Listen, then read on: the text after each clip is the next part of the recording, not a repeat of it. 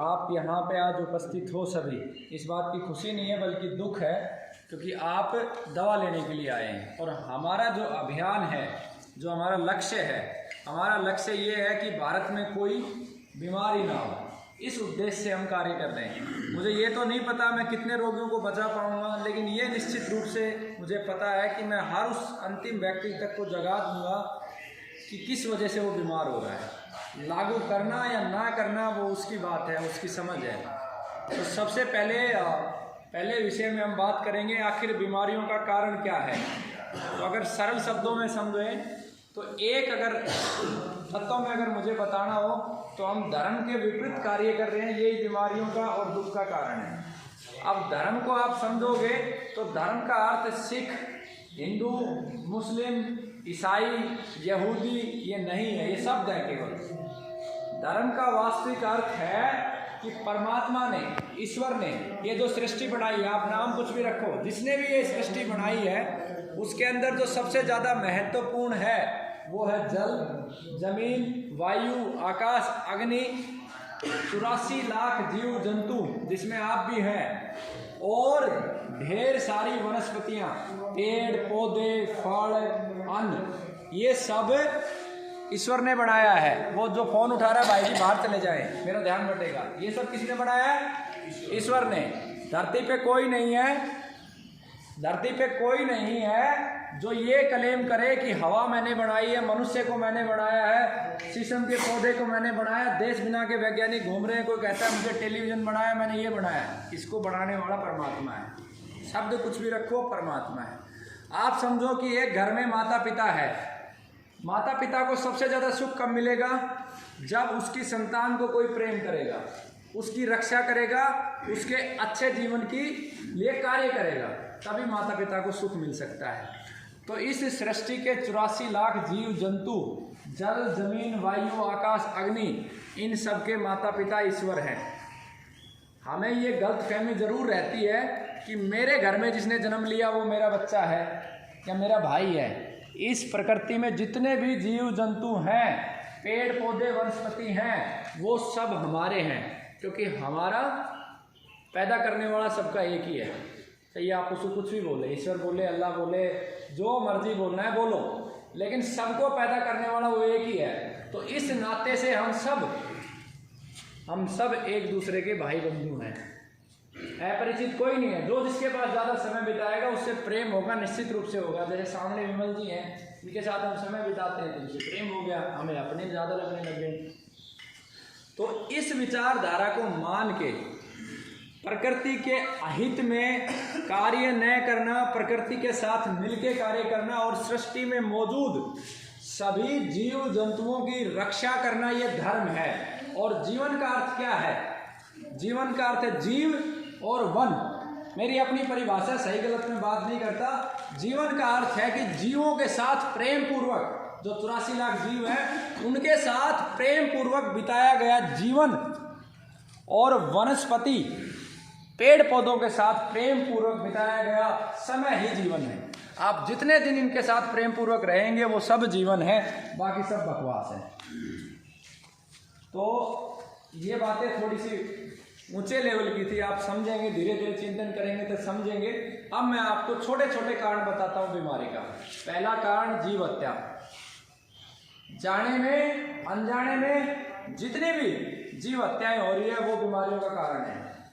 दूसरा कारण, आप सुबह उठने से लेके और शाम को सोने तक जितने केमिकल, रसायनों का इस्तेमाल कर रहे हो वो कारण है। उसमें मोटा मोटा सबसे पहले उठते चाय आप पीते हो, ठीक है, वो कैंसर का कारण है। कॉफ़ी आप पी रहे हो, वो कैंसर का कारण है। उसके बाद आप टूथपेस्ट कर रहे हो, किसी भी कंपनी का हो, पेस्ट को बनाने के लिए जो झाग बनता है वो SRL से बनता है, सोडियम लारेल सल्फेट। खुद से डाले, आपको पता चल जाएगा, वो कैंसर का कारण है। चाहे वो कोई भी बनाए, मैं भी बनाऊंगा। झाग बनाने के दो ही मुख्य फॉर्मूले हैं, एक ये SRL और दूसरा एलोवेरा से बना सकते हो, गोमूत्र से बना सकते हो, रीठा से बना सकते हो। इन अगले जो रीठा, गोमूत्र और इन पे कोई कंपनी जाएगी नहीं, क्योंकि इस पर लागत बहुत ज़्यादा बढ़ जाती है और मेहनत बहुत ज़्यादा बढ़ जाती है, तो वो सीधा सीधा केमिकल पे जाती हैं सभी कंपनियां।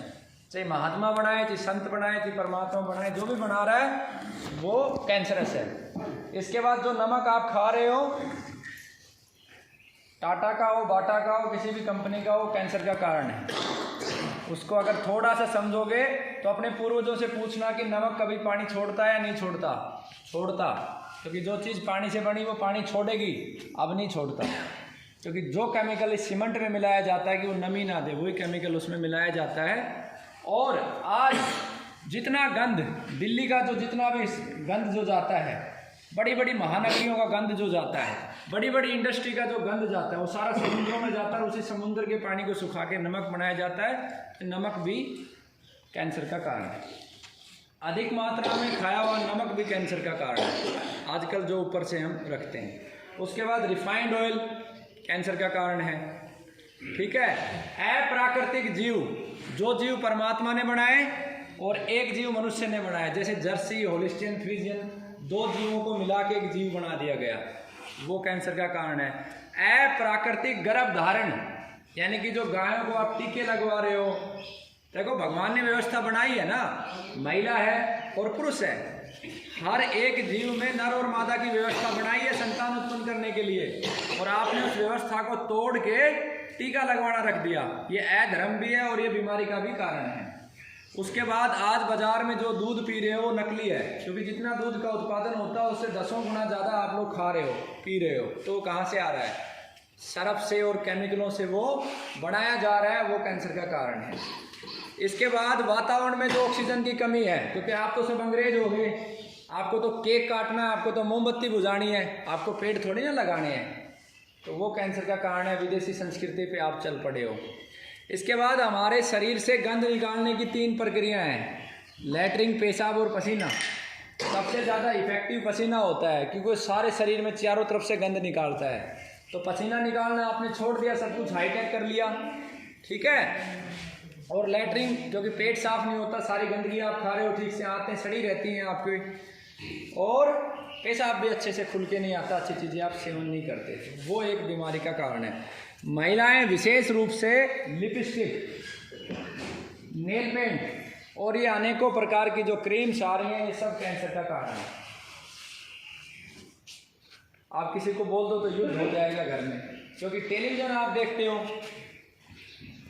आपको बर्बाद करने के लिए सबसे बड़ा योगदान दिया आपकी शिक्षा ने। जो हमारी शिक्षा पद्धति थी उसको बदल दिया मकोले ने, और दूसरा उससे भी बड़ा योगदान दिया इस टेलीविज़न इंडस्ट्री ने, जो पश्चिम से पोषित है, जो राक्षसों के द्वारा फंडिंग की जा रही है उसको चलाने के लिए। उसने तो इतना बड़ा जुल्म कर दिया कि 8 साल से लेकर 60 साल तक का मस्तिष्क बदल दिया।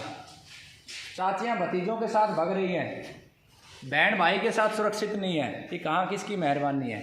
आप जो फेसबुक पे देखते हो, कभी आएगा टीचर को फलाने ने ये कर दिया, बुआ के साथ ये किया, ये आपको तैयार किया जा रहा है बर्बाद करने के लिए। बर्बाद करने के लिए आपको तैयार किया जा रहा है कि ऐसा करो, क्योंकि जब दिन भर जो देखोगे वही तो सीखोगे। 6-6 साल के बच्चों के साथ ताऊ कुछ कर रहा है, चाचा कुछ कर रहा है, बहुत सारे उदाहरण ऐसे ऐसे हैं। तो वो क्या हो रहा है? वो आपकी बर्बादी की तैयारी हो रही है। वो बीमारियों का एक कारण है, क्योंकि वो मानसिकता है, उससे शरीर कमज़ोर होता है इस प्रक्रिया से। इसके बाद मसाले रसोई के जितने भी हैं, आपको फटाफट चाहिए, पिसा हुआ चाहिए, पैकेट में चाहिए, अंदर गंदगी भर दो, बाहर बढ़िया पैकिंग कर दो, और बढ़िया सी कोई एक्ट्रेस की फ़ोटो लगा दो और बढ़िया सी ऐड करवा दो, आपके लिए बस ओके है। 90% मसाले मिलावटी हैं, क्योंकि मेहनत कोई करना नहीं चाहता है, कूटना पीसना कोई चाहता नहीं है, वो बीमारी का कारण है। इसके बाद आज अनेकों प्रकार के बाजार के अंदर उत्पाद हैं। एक रियल के नाम से जूस है, एक पीएल के नाम से जूस है, एक जीएल के नाम से जूस है। उस जूस को कैसे बनाया जाता है, आपको ये तो जानने की इच्छा है कि अक्षय कुमार की अगली फिल्म कब आएगी, लेकिन ये जिज्ञासा नहीं है कि जो जूस हम पी रहे हैं उसमें है क्या, उसके कंटेंट क्या हैं।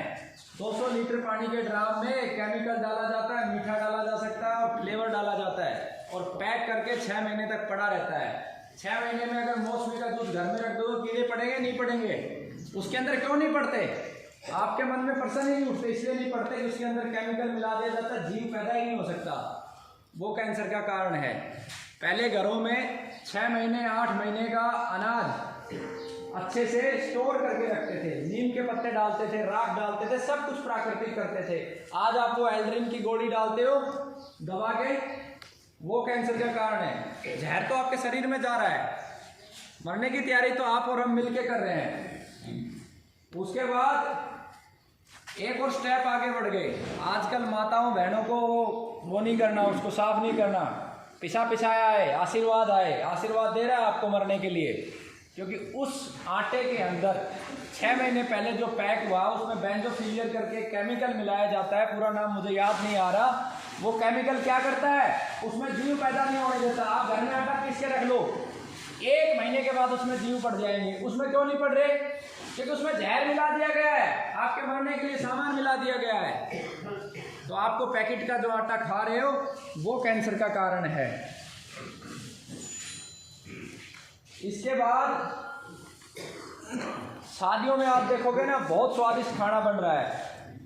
अजीनोमोटो करके केमिकल है जो हर एक पकवान में मिलाया जा रहा है। पेट और पेट के हिस्से के कैंसर का सबसे बड़ा कारण है। हलवाई डालेगा ही डालेगा, क्योंकि उसे अपनी प्रतिष्ठा बढ़ानी है। उसे ये मतलब नहीं है कि मेरे द्वारा किए गए कृत से, कर्म से किसी का नुकसान हो रहा है, वो उसकी इच्छा नहीं है। वो कैंसर का कारण है।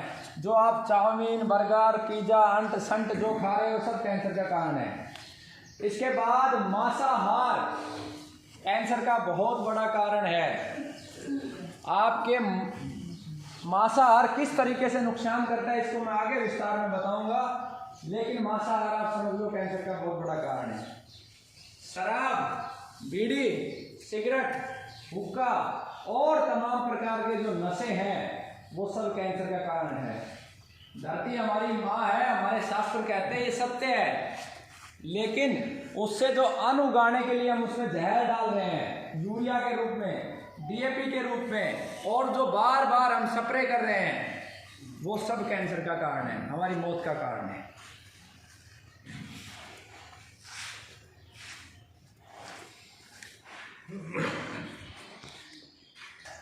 हमने जो चुनाव किया है उसमें प्लास्टिक के डिस्पोजल्स, उसमें गर्मा गर्म हम सब्जियां डालते हैं, एल्यूमिनियम्स के बर्तन, ये सब बीमारी के कारण हैं। आप बर्तन के रूप में मिट्टी की हांडी का प्रयोग करो, लोहे का प्रयोग करो, तो आप बचेंगे। इसके बाद फल पकाने के लिए जो केमिकल का इस्तेमाल किया जाता है वो कैंसर का कारण है। आम की पेटी में अगर कभी पेटी खरीदोगी तो आपको पुड़िया मिलेगी, वो कैंसर का कारण है। केला भी उसी से पकाया जा रहा है, पपीता भी उसी से पकाया जा रहा है, तो वो बीमारी का कारण है। तो ये मुख्य बीमारियों के कारण हैं, इनसे आप बचें। इसके बाद गलत दिनचर्या, इनको थोड़ा सा हिला दे भाई को। गलत दिनचर्या ये बीमारियों का कारण है। क्या दिनचर्या है? जो विपरीत चीज़ें हैं वो एक साथ खा रहे हैं, दूध के साथ नमक खा रहे हैं, खट्टी चीज़ खा रहे हैं दूध के साथ, वो बीमारियों का कारण है। एक अच्छी दिनचर्या के साथ अगर हम जिंदा रहेंगे, जिएंगे, तो निश्चित रूप से हम ठीक रहेंगे। तो ये बीमारी के कारण थे, इनको चाहे रोगी हो निरोगी हो सबको दूर करना है। अपने परिवार में भी, रिश्तेदार के परिवार में भी, पड़ोसी के भी, अड़ोसी के में भी, सभी को, तब हम सब बच पाएंगे। अब हम बात करते हैं, सिर्फ 2 मिनट में संक्षिप्त में आपको दिनचर्या बताता हूँ। चाहे रोगी हो या निरोगी हो, उसका पालन करना ही करना है, दवा के अतिरिक्त। सबसे पहले उठते ही जो सबसे पहला कर्म होना चाहिए, जमीन पे बैठ के आराम से घूंट करके लोटे के अंदर पानी पीना है। ये लोटा बहुत बड़ा विज्ञान है, समझाऊंगा तो समय लग जाएगा। लोटे के अंदर जो पानी होता है उसका सरफेस जो पृष्ठ कारक होता है वो कम होता है, और उस पानी को जब पीते हो तो पानी का मूल कार्य होता है साफ करना, सफाई करना, पेट को साफ करता है वो। तो लोटे का जो पानी है, लोटा भारतीय और गिलास पश्चिम संस्कृति का है। लोटे का पानी आपके शरीर को साफ करता है, आपकी आंतों का मुंह खोल देता है, और उससे आप ठीक रहते हैं। ठीक है, तो लोटे में पानी भर के रखो और उसको पियो धीरे धीरे करके। ये पहला कर्म करना है। उसके साथ एक दवा है, मैं आगे समझाऊंगा, लेके फ्रेश हो जाओ, अपनी दवा शुरू करो। खाना खाने से 1 घंटे पहले पानी हमेशा पीना ही पीना है, ज़मीन पे बैठ के धीरे धीरे। और खाना खाने के 1.5 घंटे तक पानी नहीं पीना है। जूस पी सकते हो, लस्सी पी सकते हो सर्दी में, गर्मी में 1 घंटा कम से कम। 1.5 घंटे के बाद पानी पियो, बीच में पानी नहीं पीना। खाना सुबह के टाइम ज़्यादा खाना है और जितना हो सके जितना धीमे धीमे खाओगे, जितना ज़्यादा चबा के खाओगे उतना अच्छा है। सुबह उठते ही कुरला नहीं करना है, सीधा पानी पीना है कि सुबह जो मुंह में जो लार बनती है वो बहुत ज़्यादा क्षारीय होती है, जो हमारी आधी से ज़्यादा बीमारियों को समाप्त करती है शरीर में जाती। ठीक है, तो ये आपको प्रक्रिया करनी है। सुबह खाना ज़्यादा खा लिया, दोपहर में जो खाना है वो सुबह की मात्रा कम खाएं, चबा चबा के खाएं, पानी का नियम यूनिवर्सल रखें। शाम का खाना बहुत विपरीत परिस्थिति हो, रोगी को तो खाना नहीं है लेकिन बाकी लोगों के लिए बताता हूँ, बहुत विपरीत परिस्थिति हो, 2 दिन से खाया ना हो, बहुत भूखे हो, तो ही सूर्यास्त के बाद खाएं, अन्यथा ना खाएं। रोगी हो तो भूखा रख दो, कोई दिक्कत नहीं है। शाम के टाइम रोगी को सूर्यास्त से 1 घंटे पहले आप दलिया खिला दें, खिचड़ी खिला दें, ठीक है, तो वो करेंगे। अब हम आते हैं क्या खाना है और क्या नहीं खाना है। इसके अतिरिक्त अगले उसमें चलेंगे हम, दवा लेने की विधि। खाने के अंदर सबसे पहले क्या, सबसे ज़्यादा क्या खाते हैं? अनाज खाते हैं। तो अन्न के अंदर गेहूँ बिल्कुल नहीं खाना है, चावल बिल्कुल नहीं खाना है, ठीक है। अब ज़्यादा से ज़्यादा क्या खाना है? मूंग खाना है। मूंग की रोटी बनाओ, त्रिदोष नाशक होता है, मूंग ज़्यादा से ज़्यादा खाना है कैंसर रोगी को। उसके बाद दूसरे नंबर पे जो खाना है, सिंघाड़ा खाना है। सिंघाड़े की आप खीर खाओ, सिंघाड़े का आटे पीस के रोटी खाओ। तीसरे नंबर पे ज़्यादा खाना है कुट्टू, कुट्टू का आटा खाना है।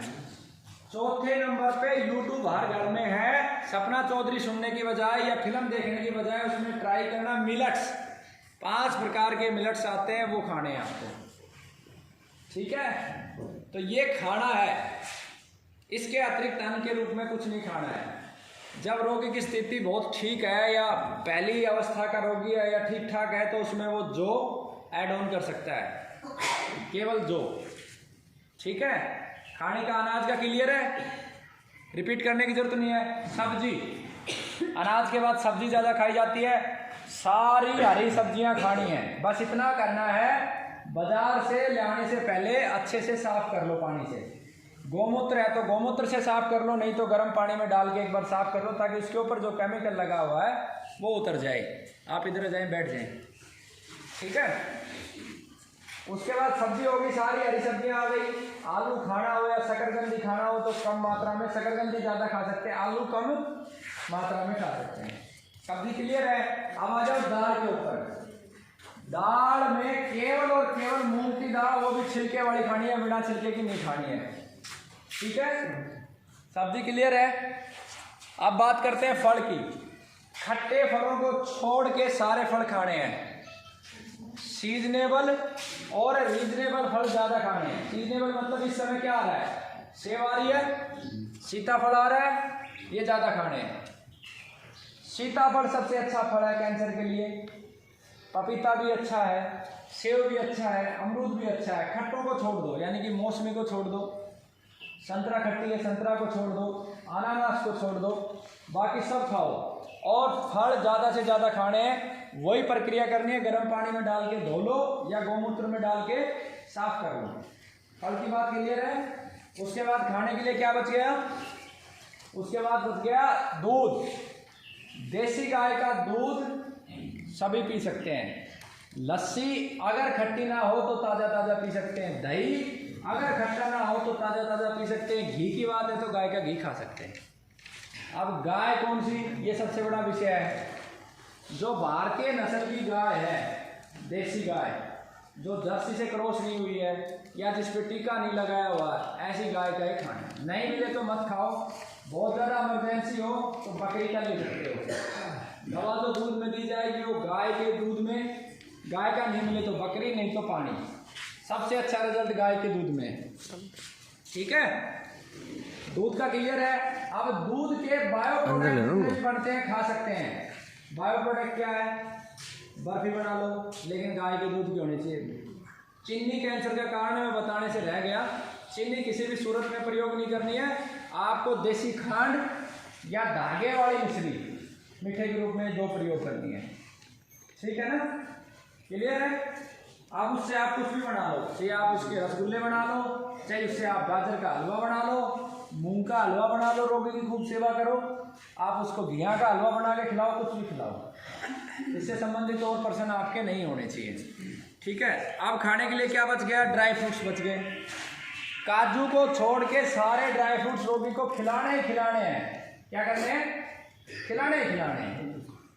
8-10 बादाम खिलाना है, 10-12 मुनक्का खिलानी है, इस समय खजूर आ जाएगा, खजूर खिलाना है, अंजीर 10-12 खिलानी ही खिलानी है, अगर ठीक करना है तो भिगो के, रात को भिगो के।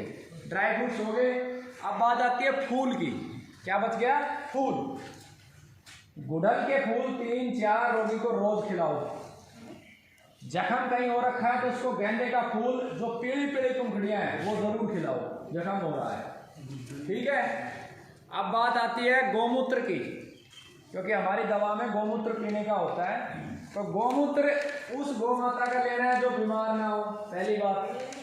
जिसका गर्भ अभी तुरंत धारण हुआ है तो उसको 15 दिन महीने का आपको गैप रखना है। ठीक है। तो वहाँ पे गौमूत्र का हो गया।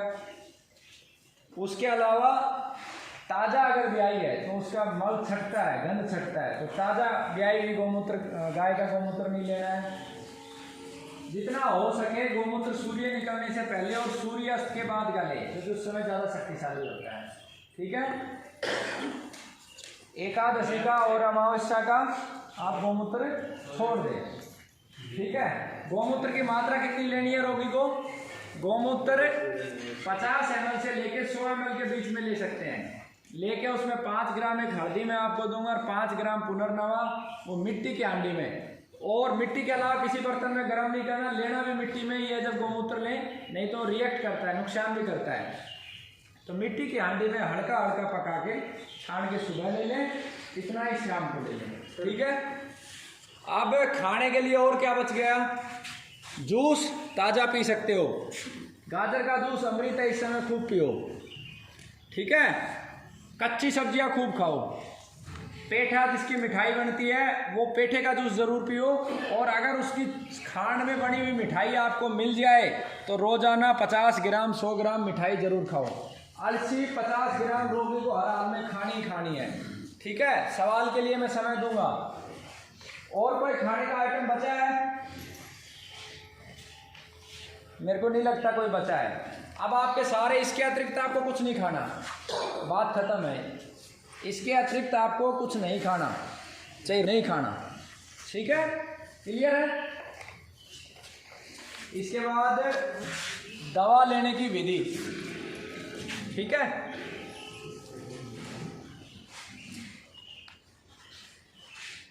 इस तरीके का पाउडर मिलेगा, ये मैं वीडियो डालूंगा अभी, लेकिन फिर भी आप फ़ोन करोगे, लेकिन फ़ोन पे आपको गलत आंसर मिलेगा, मैं अभी कह रहा हूँ। आपका रोगी परेशान होगा फ़ोन करोगे तो। आप अभी ध्यान से सुन लो। इसका लगभग 1 चम्मच रोगी को दे दिया। ठीक है। और पानी पिला दिया। ये लैट्रिन करने से पहले पेट को साफ करेगी, दस्त लगेगा, हो सकता है कभी उल्टी आ जाए, घबराने की जरूरत नहीं है। इसमें ऊपर से कुछ मिला सकते हैं तो अनार दाना मिला सकते हैं। ठीक है। अनार दाना बाजार से खरीद के पीस के वो इसमें मिला सकते हैं स्वादिष्ट बनाने के लिए, या जीरा भी मिला सकते हैं, धनिया भी मिला सकते हैं अगर उल्टी आए तो। लेकिन लेना ही लेना है। ये गांठ को गलाने का काम करेगी। खाली पेट जो दवा है सब खाली पेट है। ये दवा लेने के बाद ये सबको मिलेगी KR1। जिसको नहीं मिले वो सोच लो उसकी ज़रूरत नहीं है। ये इसके 2 ढक्कन 1 गिलास पानी में डाल लो और उस पानी को पियो और उसके साथ 1 गोली ये ले लो। जिसको गोली नहीं मिले वो भूल जाए, उसके लिए ज़रूरी नहीं है, सवाल नहीं करे मुझे क्यों नहीं मिली। ठीक है। ले लिया आपने। अब ऐसी आपको 4-5 बोतलें मिलेंगी जिसपे 2 लिखा, मतलब ये दूसरे नंबर पे लेनी है। वही तरीका है कॉमन, मैं बार बार नहीं बताऊंगा। 1 गिलास पानी लिया, उसमें 2 ढक्कन डाले और पी लिया। ऊपर से 1-2 गिलास जितने पी सकता है पिए। कैंसर, रक्त की बीमारी है, जितना पानी पियोगे रक्त साफ होगा और जल्दी ठीक होगे। ऐसा ही ये टी मिलेगी। जिसके साथ गोली मिले वो गोली भी आपको लेनी है। ठीक है। वही 2 ढक्कन सबके लिए। इस पे लिखा होगा KC4, ये भी आपको लेनी है 4थे नंबर पे। और 5वें नंबर पे इस पे लिखा होगा HN5। वही 2 ढक्कन। हो गई दवा आपकी।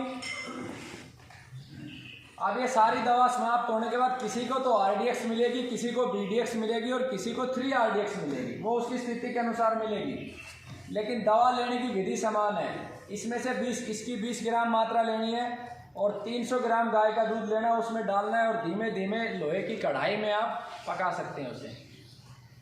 पकने के बाद रोगी को पिला दो। जिनके नड़की लगी है, गिटकने में दिक्कत है, वो छान के दे सकते हैं, अन्यथा पूरा लें और चबा चबा के खाएं। इसमें बहुत बेशकीमती औषधियाँ हैं। ठीक है, ले लिया। उसके आधे 1 घंटे के बाद आप खाना खा सकते हैं। इस पाउडर को लगभग 20 ग्राम 300 ग्राम गाय के दूध में लेना है और लोहे की कढ़ाई में धीमे धीमे पकाना है। ठीक है, गाय का दूध ना मिले तो पहले मैं क्लियर कर चुका हूँ, बकरी का दूध ले सकते हैं और बकरी का ना मिले तो पानी में ले। लेकिन अगर 100% परिणाम आते हैं तो गाय के दूध में और 50% परिणाम आते हैं तो बकरी के दूध में और 30 या 20% परिणाम आते हैं तो पानी में। लेकिन लेना जरूर है। ये लोहे की कढ़ाई में बॉईल करके लेना है। हाँ, लोहे की कढ़ाई में बॉईल करके लेना है। ठीक है सुबह सुबह। ये सारे डाउट मैं क्लियर कर दूंगा, बस सुनते जाओ, सवाल का टाइम दूंगा आपको। अब कुछ रोगियों की स्थिति खराब होगी तो दवा की मात्रा बढ़ जाएगी, तो उस केस में क्या होगा कि कुछ अतिरिक्त दवा मिलेंगी तो वो खाना खाने के 1 घंटे बाद फिर से शुरू कर दे।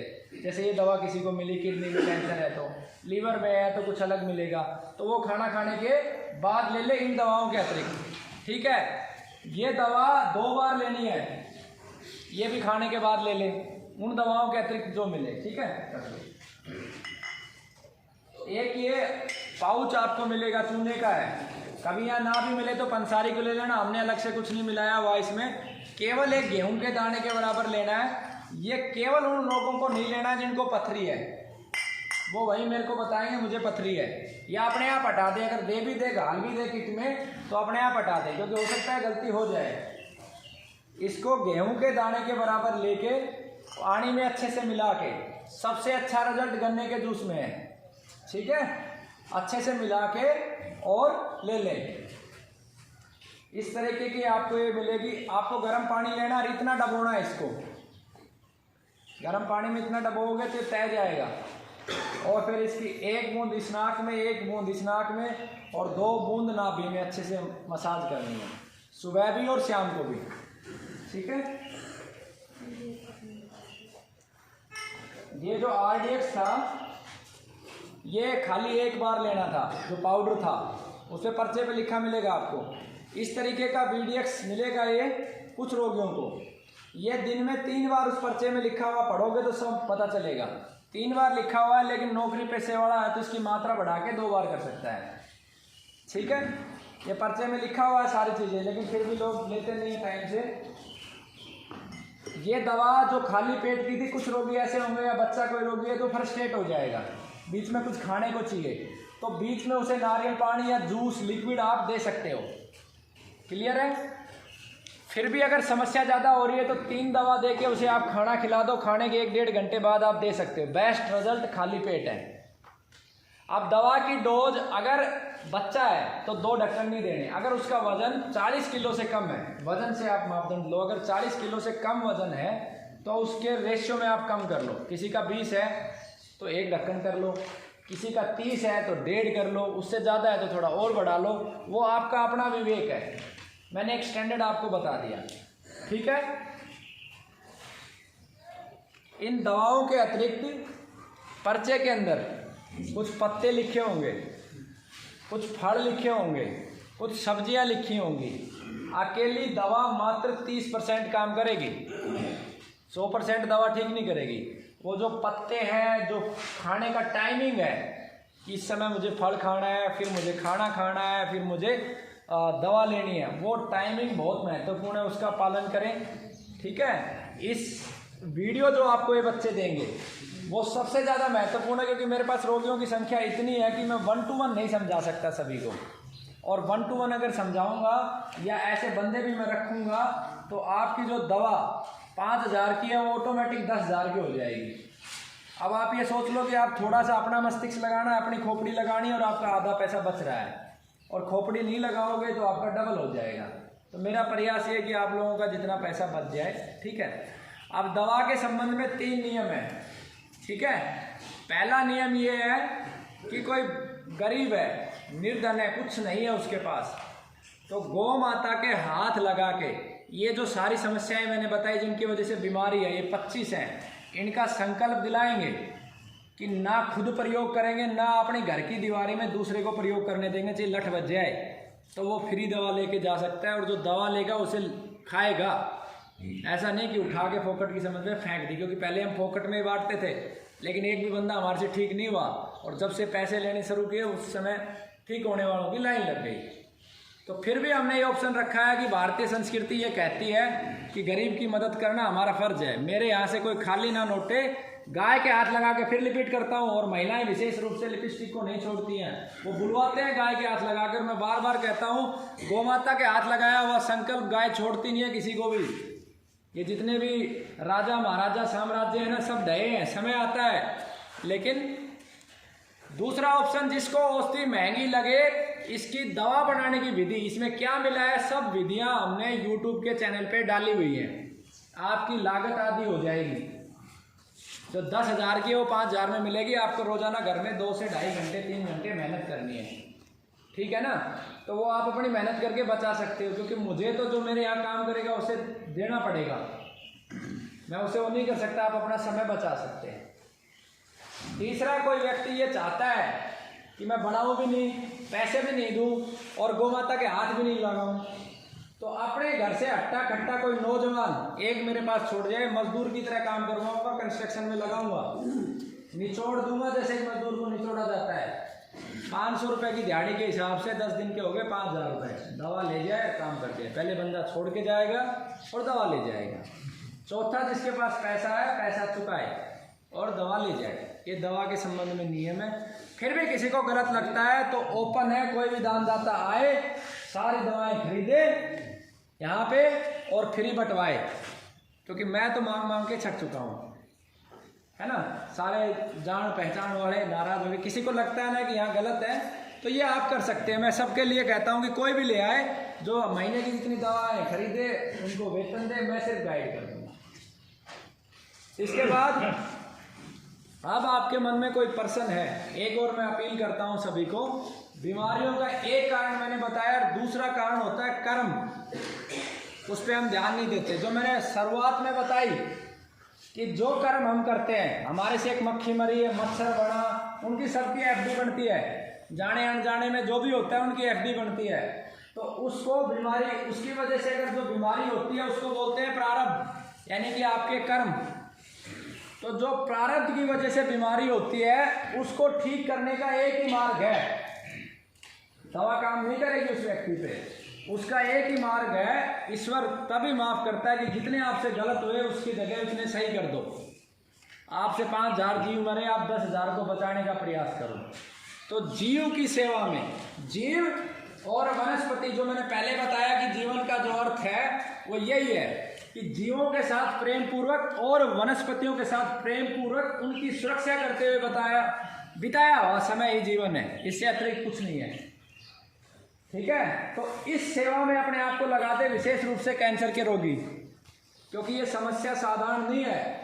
अभी 3 करोड़ रोगी है, निरंतर बढ़ने हैं। तो विशेष रूप से जो रोगी है वो इस सेवा में, ईश्वर को साक्षी मान के इस सेवा में अपना जीवन लगा दे, तो निश्चित रूप से ठीक होगा।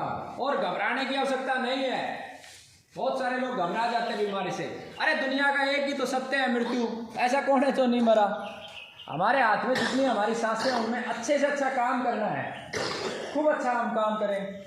और 50 से 70% के आसपास रोगी जो लगातार पूरे परहेज के साथ 8-9 महीने दवा लेते हैं वो ठीक हो जाते हैं। जो दुनिया में, मैं पूरे दुनिया में घूमता हूँ, मुझे आज तक कहीं भी ऐसा रेशो नहीं मिला। ये सिर्फ गौ माता की कृपा है।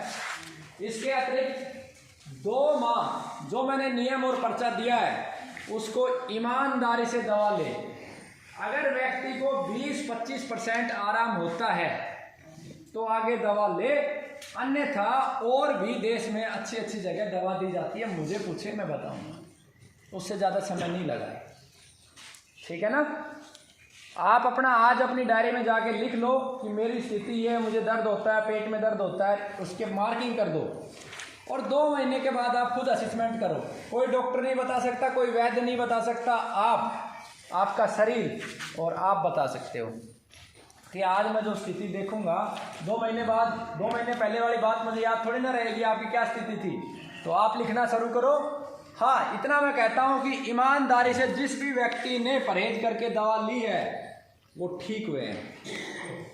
आप अपना मूल्यांकन करो कि मैं कहाँ किस चीज़ में कमी छोड़ रहा हूँ। इसके अतिरिक्त एक जो महत्वपूर्ण बात हर रोगी के लिए होती है, मन की ऊर्जा बढ़े। घर में यज्ञ करें गाय के घी से, उससे ऑक्सीजन बढ़ेगी, ऑक्सीजन बीमारी को ख़त्म करती है। औषधियों के साथ आप कर सकते हो। खैर लंबा समय हो जाएगा, इसलिए मैं कहता हूँ वो यूट्यूब चैनल पे हमने वीडियो बहुत डाली हुई है, कैसे जल्दी ठीक करना है, कौन सी अतिरिक्त औषधि आपको लेनी है, दिनचर्या क्या है, जैसे योग, अनुलोम विलोम, कपालभाति, सूर्य नमस्कार आपको करना। बहुत सारी चीज़ें छूट रही है, लेकिन आपकी संख्या इतनी बढ़ गई है कि आप लेट हो जाओगे, इसलिए मुझे इस बात को यही समाप्त करना पड़ेगा। इसके अतिरिक्त सोने का पानी है, चांदी का पानी है, तुलसी का पानी है, सहजन का पानी है, अनेकों चीज़ें उसमें मैंने डाली हुई है। और हर सप्ताह कम से कम 2 ऐसी चीज़ मैं ज़रूर डालता हूँ। कैंसर रोगियों पे तो ज़रूर डालता हूँ कि वो जल्दी कैसे ठीक हो। जैसे लहसुन का सेवन है, तो उस वीडियोज़ को सुनते रहें ताकि आप जल्दी ठीक हो जाएं। ठीक है। अब किसी का कोई प्रश्न है तो गैर जायज़ प्रश्न मैं किसी का नहीं सुनूंगा, जो मैं बता चुका हूँ उसका मैं जवाब नहीं दूंगा। पूछो। दवाई से अगर जो मैंने दिनचर्या बताई है इसका पालन नहीं करोगे, पानी की मात्रा नहीं लोगे, तो शरीर में गर्मी बढ़ सकती है। अब ये दिक्कत कम आई क्योंकि सर्दी हो गई है, लेकिन इस दिनचर्या का पालन करोगे तो ये समस्या नहीं आएगी।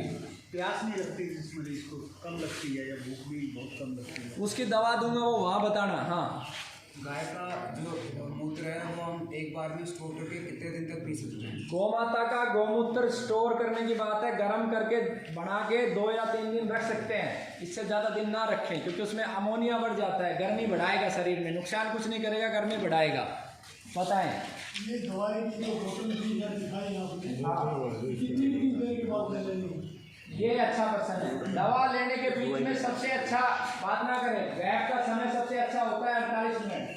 फिर भी किसी को नौकरी की मजबूरी है और बहुत सारी मजबूरियां हैं इंसान की, तो वो 20 से 25 मिनट के गैप पे ले सकता है।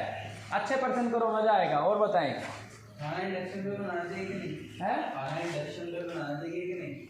इंडक्शन पे खाना नहीं बनाना चाहिए, और बीमारी का एक बहुत बड़ा कारण है। मैं बहुत सारी चीज़ें छूटी हुई है। और खाने को बार बार गर्म भी नहीं करना चाहिए। एक बार खाना बन गया फिर उसको बार बार गर्म करना, फ्रिज में रखना, ये सब बीमारी के कारण है। ये पेशेंट का कीमो चल रहा हो तो क्या वो ले सकते हैं? जो हाँ, ये अच्छा प्रश्न है।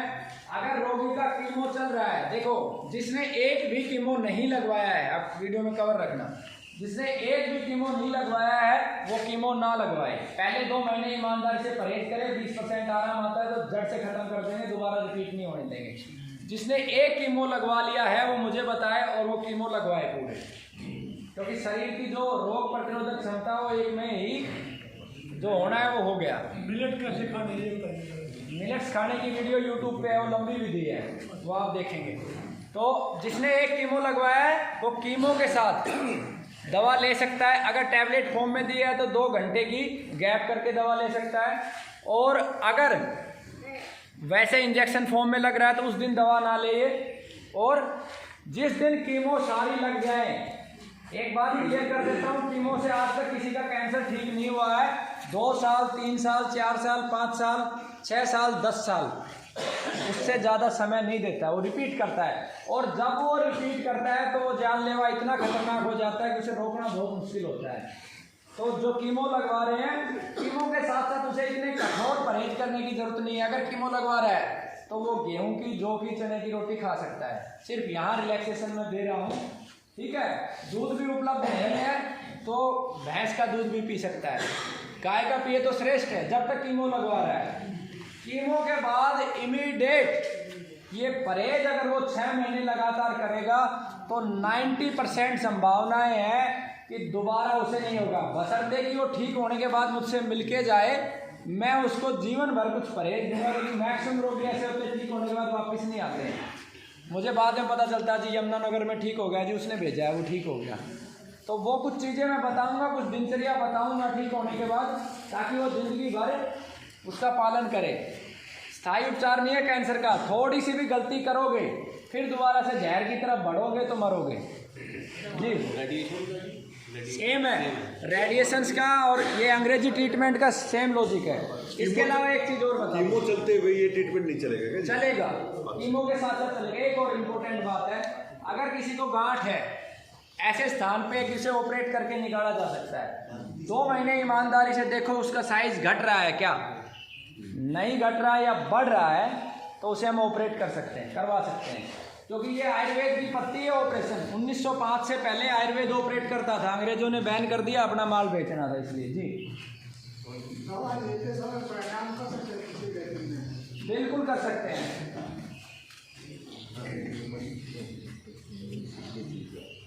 ये वहाँ दिखा देना, ठीक है।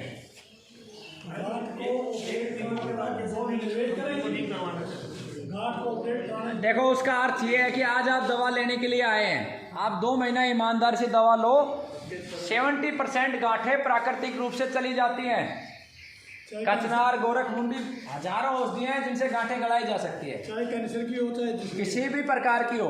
अगर वो घटती है 5% भी घट गई 2 महीने में, तो मतलब हम उसे घटा लेंगे, लेकिन उसी 2 महीने के दौरान वो उग्र रूप ले लेती है, बहुत ज़्यादा बढ़ जाती है, तो उसे ऑपरेट करना अच्छा।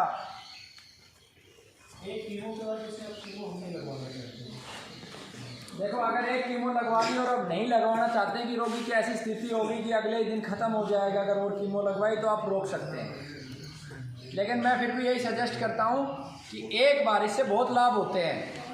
इसका एक सबसे बड़ा लाभ है कि लगवा लेता है ना वहाँ उस हॉस्पिटल से, मेरे पास जो सबसे ज़्यादा रोगी ठीक होते हैं उसमें सबसे ज़्यादा परसेंटेज उन रोगियों की है जिन्होंने 15-20 कीमो लगवा के और छिक चुके थे, या तो 20 कीमो लगा के तुरंत मेरे पास आ गए, या डॉक्टरों ने कह दिया ले जाओ जी सेवा के लिए। वो रोगी सबसे ज़्यादा वो इसलिए ठीक होते हैं कि उसके रिश्तेदार, उसके पड़ोसी उसे परेशान नहीं करते जी हॉस्पिटल ले जाओ, और उसकी खोपड़ी भी सेट हो जाती कि हॉस्पिटल में मैं ठीक नहीं हो सकता, है ना। तब वो मन एक जगह लगाता है, एक जगह एक डायरेक्शन में व्यक्ति जब जाता है तो सफलता लेके आता है निश्चित रूप से। और किसी का प्रश्न है या मैं बंद करूँ? जो पेन की दवाई है, जिनका पेन इतना ज़्यादा है कि वो मॉर्फिन जैसी दवाई है, तो पेन के साथ चल सकती है दवाई, पेन की दवाई के साथ? पेन किलर नुकसान करती है, मॉर्फिन, और एक और भी दवा है अल्ट्रासेट, एक और भी है, वो बहुत खतरनाक कुछ ट्रामाडोल। ये दवा के ऊपर अगर रोगी आ गया तो इसका मतलब उसका कैंसर बहुत विकराल रूप ले चुका है। एक समय के बाद जब कैंसर बहुत बढ़ जाता है तो ट्रामाडोल भी काम नहीं करती है।